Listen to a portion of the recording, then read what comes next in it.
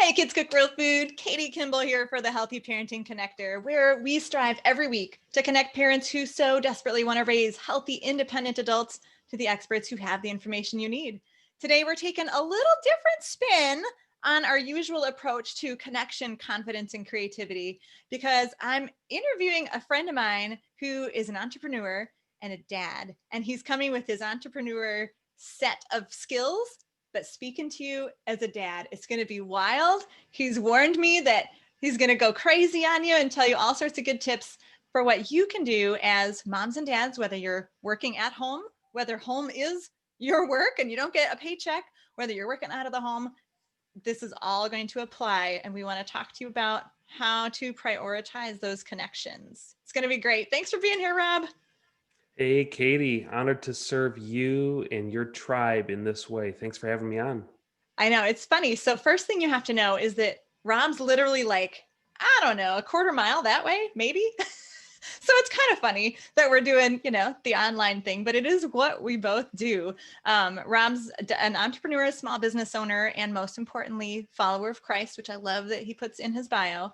And he deeply believes John 10:10, the second half, that you were meant to live fully in every area of your life God has given you. So through his podcast, The Thrive Collective, Rob's dedicated to helping small business owners and leaders thrive at work and at home. He's all about the balance. Rob is a Storybrand certified guide and Business Made Simple certified coach. It's okay if that means nothing to you. We'll dig into it a little bit and how it can apply to non-entrepreneurs, non-business owners. But that means he knows a thing or two about how to build businesses, but most importantly, how to do it without burning out. And I know that some of you have thought, man, I'm in burnout and I don't even own a business. Again, why we're here. But yeah, he's also my bus stop buddy. We have a bus stop like full of dads. Like I'm usually the only female there in past years. The kids are all getting older now, aren't they, Rob? It's crazy. They are. Yeah, they are. So, and yeah, he's a father of two boys. Our little Gabe loves to run down and play with them. So again, thanks for being here, Rob. We're talking today about how parents can seek balance so that they are better parents. Whether we do work for that paycheck or whether we are a household manager, any combination, right? We're all working hard.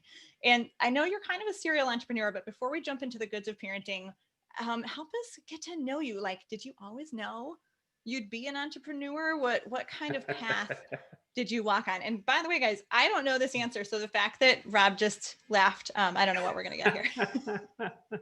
Well, to start off, for those of you who study the Enneagram, you're talking to an Enneagram 3 wing 2, or if you're a disc person, I'm a high D, high I personality style.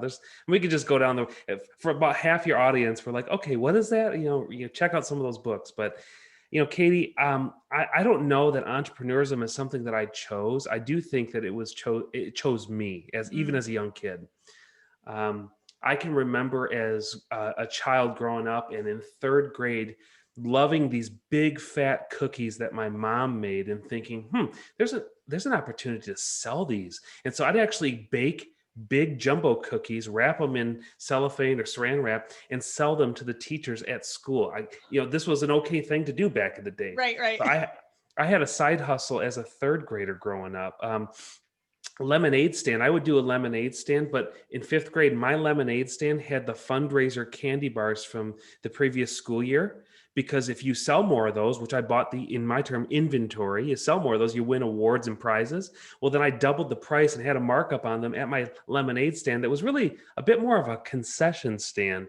And then I took it to the geek out level as a fifth grader and actually paid commission to neighborhood kids to sell door to door. So yeah, when you ask, have I always been an entrepreneur? The answer is I just think it's in my DNA, to be honest with you. That's what I was thinking too. It's like threaded within you. Clearly, you cannot help it. As hard a worker as you are, and clearly since you were 8, one of the things that I've always admired about you is your ability to prioritize family. Like you have this uncanny ability to just like cut it off. Work is over. I'm going to do this thing with my boys. Work is over. I'm going to the gym, back when gyms were open, because this is important to me. And your connection with your kids and your wife is so inspiring. And that's what we promote here at Kids Cook Real Food, is that family connection. Now, I have to start out with I'm kind of skeptical. So I've heard it said that men are better able to compartmentalize than women, like the whole waffles versus spaghetti thing. So do you think that that's part of your superpower that I admire, or are your tips going to still apply to the female gender, Mr. Rob? I think it is true. Men are like waffles, women like spaghetti. Heather, my wife, and I talk about that quite a bit. I think that there's truth there, but I don't think that that's the secret sauce to what I would point to today leads to life balance. Mm. In fact, I think what moreover leads to a balanced life today is not trying to seek balance, but trying to fit the top priorities in each area Mm. of life. So, for instance, work, I believe, a core belief is one slice of the pie. It's not the whole pie. And if we're really stewards, I take a stewardship mindset to every area of life that God has entrusted to me. And if we're here to steward that, I've got a role to steward as a father Mm. of my children, as a husband to my wife, as a physical caretaker of my body. And ultimately, I think where balance starts is by asking, what does good stewardship in this area of my life look like? And you can't answer that question with, by nature, you can't answer it with 100 priorities. In fact, the core essence of the word priority means the top thing. So, truly to have a top priority, a key activity, a key priority in every area of life, in order for that all to fit, you have to say no to some other things. And so for me, I don't necessarily think it's about compartmentalizing or saying no or whatever. It's about saying a higher quality yes to the things that matter. That's where balance comes from. Ooh, that is so good. I think I'm going to put that on my wall, right? The superpower really is saying no to what's less important. And I love that, a higher quality yes, Well, right? and Because so, we can say yes to a lot of things, but if it's mhm. not a quality yes, we're just going to feel frazzled and out of balance. So here's the kicker. Every yes that you make, and as you're listening to this, audio, this video, every yes that you make, you're going to have invitations that come to you, opportunities that come your way, organizations that invite you to serve on and volunteer. Let's just face it, life has a way of creating more and more commitments than the average person can sustain. It's true.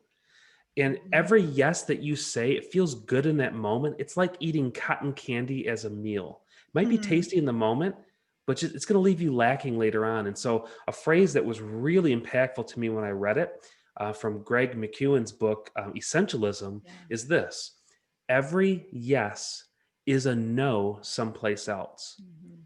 So that next committee that you volunteer on, that next activity that you say yes to, even the next sporting event that you say yes to for your kids, you're saying no to some other area of your life, whether that's sleep, proper self-care, or work. I don't know what the no is, but you should. If you're going to commit to anything, you should have a pretty clear sense of what the trade-off of that is. Mm. And by the time you prioritize and you really have a set priority and a preferred future for every area of life that God's entrusted to you, as a mother, as a father, as a husband, as a wife, there's just not a whole lot of room to say yes recklessly. You need to be vigilant to higher quality yeses, which ultimately, translates into higher quality nos as well. Ah, that's so good.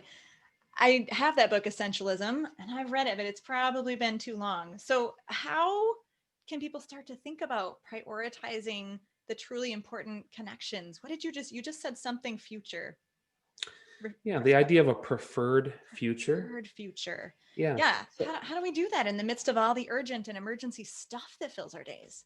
yeah. Well, one thing I would say, you really need to challenge the a belief system. I mean, what do you believe is true about your future? How much control do you think you really do have over the next few years? There's some things that are going to be within your control, certainly some things that are outside of your control, but Mhm. have you given yourself permission to dream? If you look in scripture, it is riddled throughout the Old and New Testament that God loves to bless the heart of somebody who's aligned with Him. Proverbs 3, 5, and 6 says, "Trust in me with all your heart, lean not on your own understanding, in all your ways acknowledge me, and God will show you which path to take." There's a preferred future that He will lay out for you as you lean into that. So ultimately, do you give yourself the permission to dream with God in every area of life that's entrusted to you? If you're a mother right now and your kids are 6 and 10 years old, hypothetically, think about in the future when they're 30 and 36 years old Mm. and 34 years old. What do you want them to say is true about you, mom? Or your friends? 30 years from today, when you're 65, 70 years old, looking back, what do you want your friends to say is true about you? Or your husband or wife?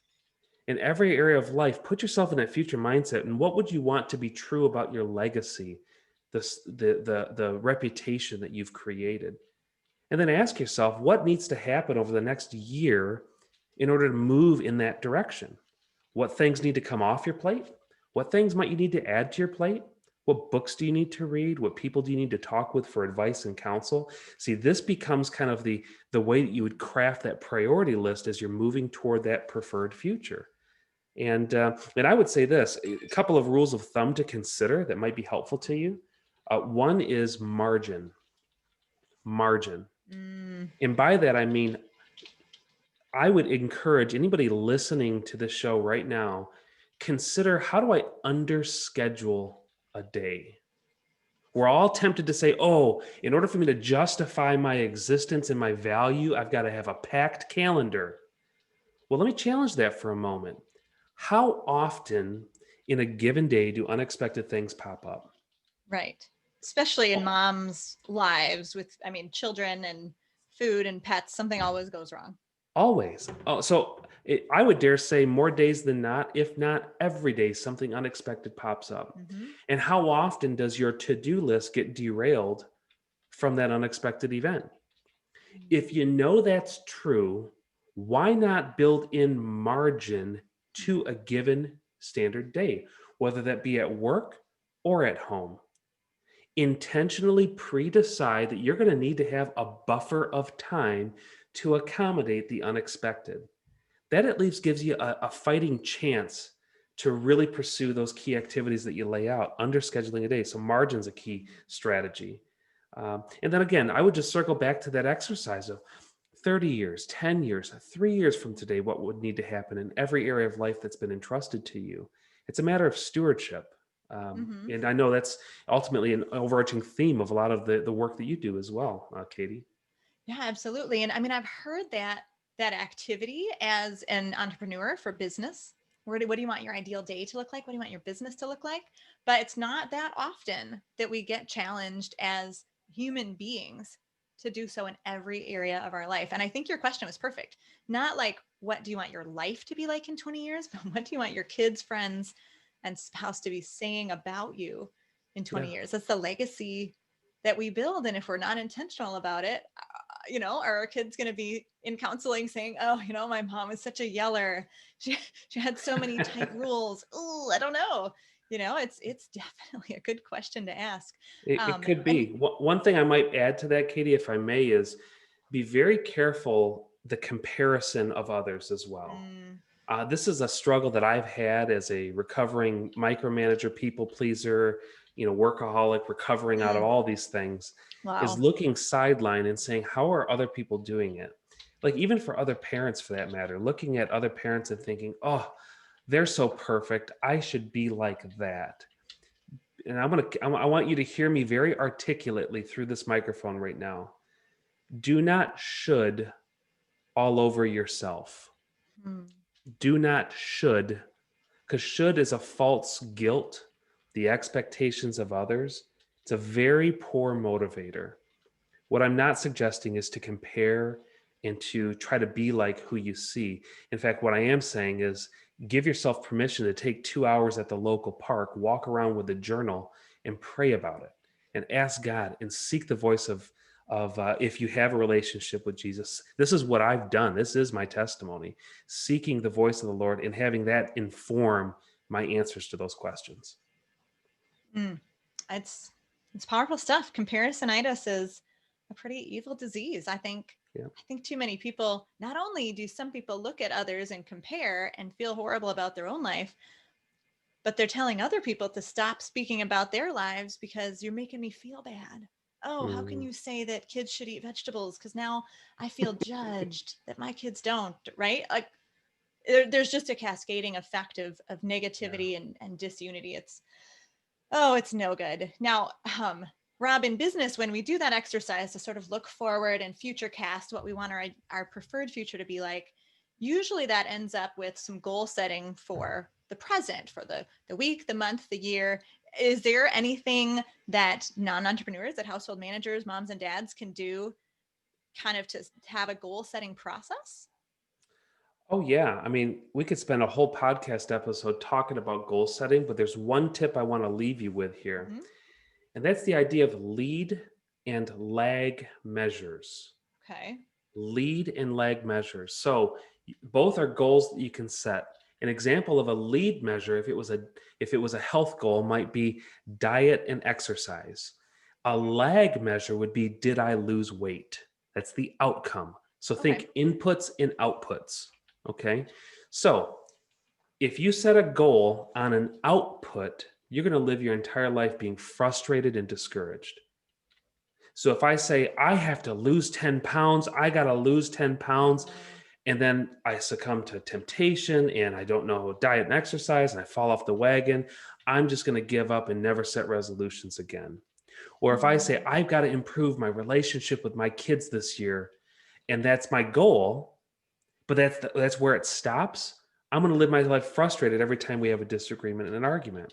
So instead of setting your goals on lag measures or outputs, let me encourage you to look at the other side of that same coin and take a look at the lead measures, the things that are actually within your control.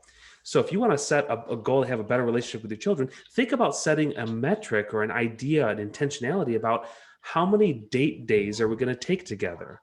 Or are we going to take our children out for breakfast? You can control taking your child out for breakfast 2 days a month.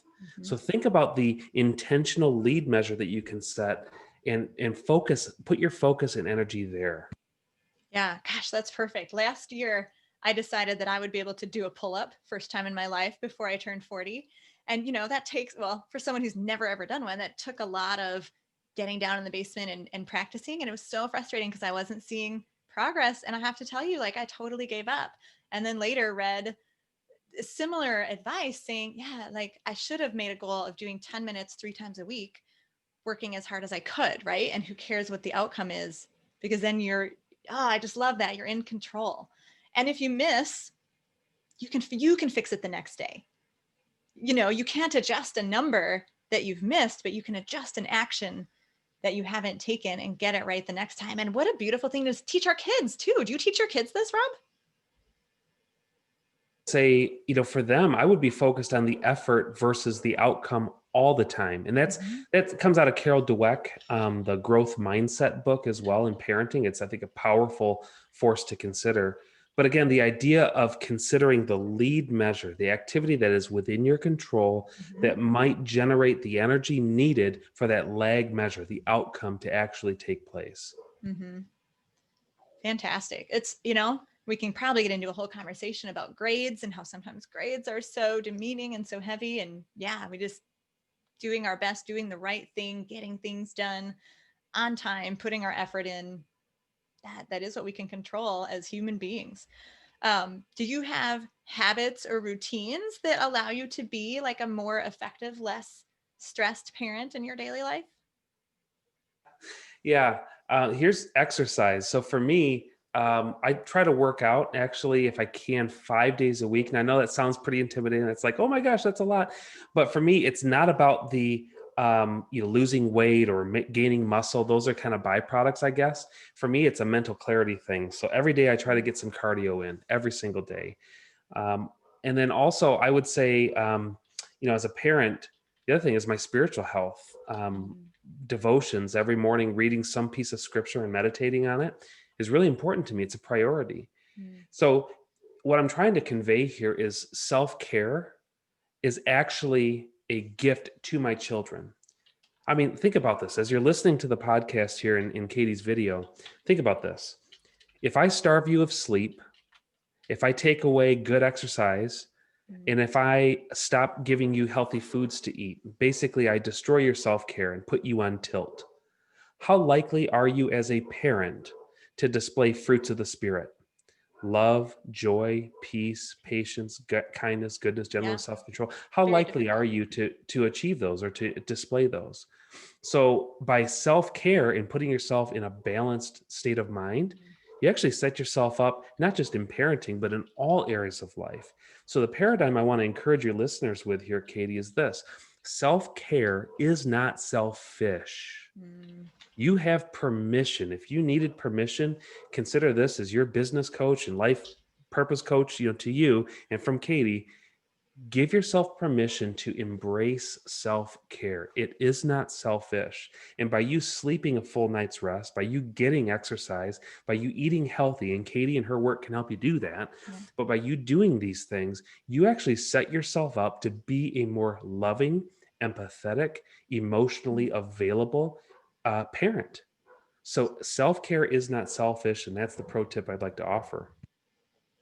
So good. I think everyone's heart just sort of melted. And to hear anyone say, you have permission to do this good thing that is for your children, right? It's not about being the sacrificial, sacrificing servant always and putting ourselves last. So we had another interview guest whose mother always put herself last and always like pushed her kids, and it didn't turn out that well for him. And so he has similar things to say. Self-care is not selfish. It's really important to be fueled for being a parent, to be able to think straight and make wise, disciplined decisions and be there for the child when they're kind of melting, in a flood of emotions. So good. So good, Rob. Now, at the beginning, I introduced you as a Storybrand guide, and I said people might not know what that is, and that's okay. So I like to peek like behind the scenes into all sorts of businesses that I have no interest in whatsoever, other than like I just like little science geek bits. So help our audience understand like what is a Storybrand guide Mhm. and how you help small businesses with marketing, and then we're going to sort of shift that into parenting. Yeah, it's so good, Katie. I appreciate you asking. So, a lot of people have an idea for a business or they've started a business maybe even years ago. But being the entrepreneur, if you're listening and you own a business, so many of us are so close to our product or service, we Mm-hmm. have a hard time talking about it clearly with others. And so, in the work that we do as Storybrand Certified Guide, I come alongside of businesses and really extract their clarified message, their marketing message, and then we bring that to an online system that drives revenue and sales to them. So we basically work as guides to help their business accelerate growth. Sometimes I'll kind of communicate this the way, like, think of us out on a cattle ranch. If we're out on the field in the cattle ranch, you grabbed a branding iron, you brand the back of a cow, you know who owns the steer. But if you then grab another cattle rancher's branding iron on top of the first, and another on top of the second, and another on top of the third, pretty soon you have no idea who owns the cow. It's just confusing. Mm. A lot of small business owners do the same thing with their marketing. They have an idea for their website, so they say, let's talk about it this way. An idea for their email campaigns and social media, and pretty soon their message is confusing and they're no further ahead than when they started. So we do the heavy lifting of clarifying their message first so they have one branding iron, and then bring that to all areas of their marketing strategy. So that's the essence of the work that we do in our team. And as from what I understand too, is you're the guide, but also you're teaching the small business owner to be the guide and their customer is the hero. Where instead of talking about me, because that's annoying marketing anyway, all of us see, we see ads and we don't like to hear people talk about themselves. We want to know what's in it for us. And that's kind of what you do too. And I feel like, I mean, we talk a lot at Kids Cook Real Food about creativity and the importance of kids being creative with their hands, getting off their screens. But I think we parents need to exercise our creative brains too. And I've just been pondering, like thinking, I feel like maybe some of what you do with Storybrand can apply to parents and like teaching kids how to have their clarity. What do you think? Should we like hash this out if there's a message for parents in there? There's a total message, at least from the guideness of us as parents. In fact, Mm-hmm. unrelated, I wasn't sure where all our conversation was going to go today, Katie, but literally yesterday, last night, conversation at the dinner table. I have a 10-year-old and a 6-year-old. Mm-hmm. And with the 6-year-old, we let him go on a bike ride by himself in the neighborhood last night. That was a big step for us as control freak parents. Okay. And when he came back, he stewarded that opportunity quite well. He said he stayed on the sidewalks and so on. I told him, I said, Jake, you're 6 years old. I want you to know that every year of your life, I'm going to give you 5% control of your world. Hmm. And so right now you have 30% control and autonomy, and I trust you for that. The 70% is you're 6 years old, 70% still on mom and I. And I looked at my 10-year-old and I said, you've got 50% control over your life as well. Ooh. And so every year, if we give our kids 5% autonomy and control, ultimately by the time they're 20, hopefully they're productive, adults themselves. Yeah. And so this idea of at some point, probably around the 50% mark, our role flips from parents with hands-on control to guides, into helping advise our children, ask the tough questions, lead them to the solution. Because if they're coming to us to make every choice for them, that's not a productive future at all. Yeah. I love that idea of 5%. I also love that when they hit 18, you still have like 10%, hopefully, where they trust you enough as they leave for college or whatever life they're creating that hopefully they'll still call, right, and ask for advice. So good. I wish I had seen the 6-year-old on the bike ride. I would have given him a little round of applause. You would love the interview we just released in January with Lenore Skenazy of Free Range Kids. She says letting kids like climb a tree, ride a bike by themselves, go to the store by themselves. It's almost like it's an inoculation against risk. It teaches them how, isn't that cool? Teaches them how to take little risks in appropriate ways. And we need to build those in well before they're a teenager and, wanting to take the bigger risks that we don't want them to take. It, Katie, I think of this idea of affordable loss. Have you ever heard that phrase before? Affordable loss. This idea of the affordable consequences. So why do you give a 6-year-old money? In fact, in our house, why do you give a 6-year-old the ability to earn money? That's how money is exchanged here, is generated. You earn it, just like the real world. Well, a 6-year-old doesn't need $20. No 6-year-old truly needs $20. But I want him to have the opportunity to earn that so that he can spend it and go broke. I want him to run out of money and learn the discomfort of that at 6. It is so cheap at 6 to teach that lesson versus 16, versus 26, versus 36. Yeah. So give them the opportunity now as the guide to their journeys. Give them the opportunity now to face those challenges and to bolster the muscle that they'll need to get through it later in life. Oh, so let the kids go broke. I hadn't really thought about that. I think my kids have accrued too much wealth because they're all penny pinchers. Yeah. I want them. Yep. Yeah. But even experiencing the pain of like making a bad purchase decision, spending the big bucks, maybe the $50 or the $100 purchase that you think, oh man, that's going to break in a couple months. Yep. And then it does, or it's not as exciting as they thought. Totally. And, the amount of time they've played with it might as well be $10 per minute. Totally.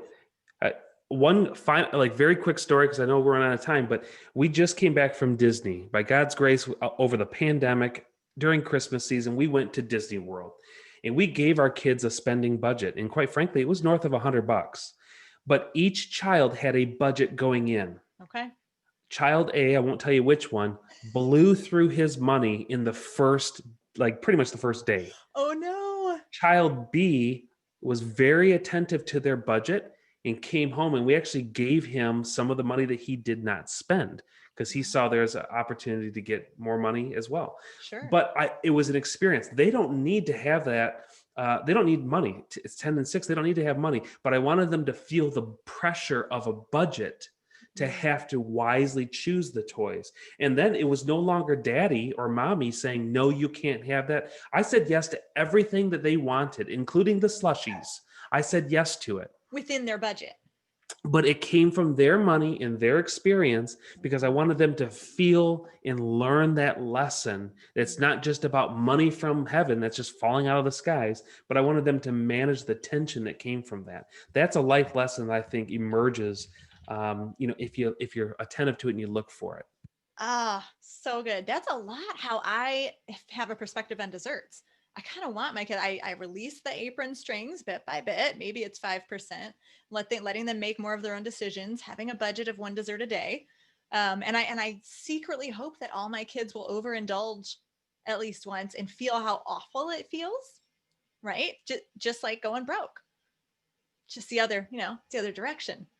We've got, I think, at least one or two of them out of our four have experienced that, right? They know know how awful it feels to overindulge. So super interesting. I love that lesson. In fact, I love it so much. I'm training myself to like extend my limits of what overindulgence through the holidays really felt like. It's like marathon training, right? With all these cookies that we're eating and For you personally, I yeah, don't that's know just if me. Yeah. adults need to learn that lesson anymore. Yeah, The right. kids, I guess just I, once or twice, not over and over. oh, but it's so much fun. I guess I got about half your viewers saying, I cannot believe she let Rob on saying that. And the other half's like, preach, come on, brother, preach. Because we're real people, right? Yeah. That's what being parents and being vulnerable and letting our kids see our flaws too is really important. Rob, you have had so many positive messages, and I just like to always kind of distill it down at the end to sort of one message of hope. So, what do you say to parents who are overwhelmed, who are overstressed, who are feeling that Yeah. burnout? First Yeah. step they should take. Well, permission to pause. Permission to pause. It's tough to change patterns and behaviors and habits at the speed of life. So give yourself the Mhm. permission to separate and to think through these deeper conversations and really give that reflection. And the other thing I would say is don't fall victim to the myth of later. Sometimes we could say, well, when such and such changes, then I'll get things in order, or when such and such takes place, then I'll be more balanced. Balance Mm. begins today with a decision to say no, those higher quality no's, and really it's because you're appealing to a greater yes. So Mm. permission to pause and don't fall victim into that myth of later. Today it begins. Today. So start thinking about those yeses and nos today. I would encourage people to either tonight talk with your spouse, talk about what you want people to talk about you like in 30 years, right? Your kids, your spouse, your friends. And if you don't have time today, well, put it in your calendar at least, right? Crush the myth of later that you're going to actually do it. I know my husband and I sort of did that exercise after talking with Rob a few years back, and it was really powerful, and it's on some papers at the bottom of a pile somewhere. So it's time to redo it, right? That's an action I'm in control of. So I don't have to feel like I missed a goal. Super good stuff. Rob Hughes, very happy to have you on. I knew this would be like a neat twist of an interview, and I'm so glad we did it. Thank you. Yeah, thanks so much, Katie. God bless you and your listeners. Thank you. And people out there, if you are an entrepreneur, a small business owner, or you're a VA and you want more of that life balance, look Rob up. We're going to link to all the places he is. He does some great, quick, inspirational videos on his Facebook page that, again, I think anyone who is a household manager not earning a paycheck can learn from as well. So we here at Kids Cook Real Food through the Healthy Parenting Connector are all about supporting you in your quest to raise healthy, independent adults. We encourage you to seek connection, confidence in your kids, and creativity in all areas of life. And I hope this interview has been one of those that really gets your brain moving. And I will see you next week.